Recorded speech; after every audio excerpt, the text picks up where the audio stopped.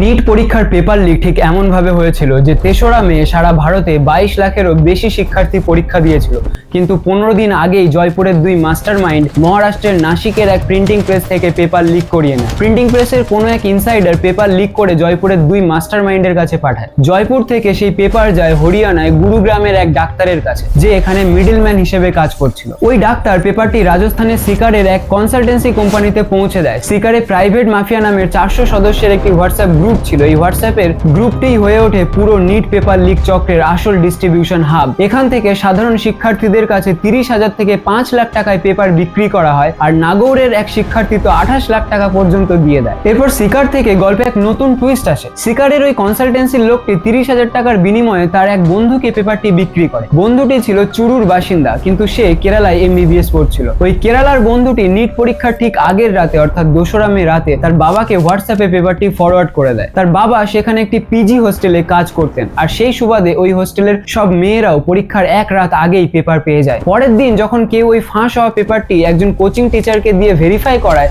তখন দেখা যায় যে বায়োলজির ৯০টি এবং কেমিস্ট্রির ৪০টি প্রশ্ন একেবারে হুবহু মিলে গেছে, এমনকি দাঁড়ি কমা পর্যন্ত। সে প্রথমে সোজা উদ্যোগনগর থানায় যায়, কিন্তু পুলিশ তাকে গুজব ছড়াবেন না বলে সেখান থেকে তাড়িয়ে দেয়। এরপর সে সরাসরি NTA কে ইমেল করে। NTA বিষয়টা IB কে জানায়। IB রাজস্থান SOG কে খবর দেয়, আর এভাবেই এই নিট পেপার লিক কাণ্ডের পর্দা ফাঁস হয়। ২২ লাখ স্টুডেন্ট দিন রাত এক করে সারা বছর হাড় ভাঙা খাটুনি খাটলো, আর এখানে NTA মানে ন্যাশনাল টেস্টিং এজেন্সি, ন্যাশনাল তামাশা এজেন্সির পুরো সিস্টেম একটা হোয়াটসঅ্যাপ ফরওয়ার্ডে বিক্রি হয়ে গেল। এই দেশে যারা পরিশ্রম করে তারা কেবল গাধা, আর যারা টাকার বিনিময়ে পেপার কেনে তারা ভবিষ্যতের ডাক্তার। ধিক্কার জানায় এমন অকেজো সিস্টেমের ওপর।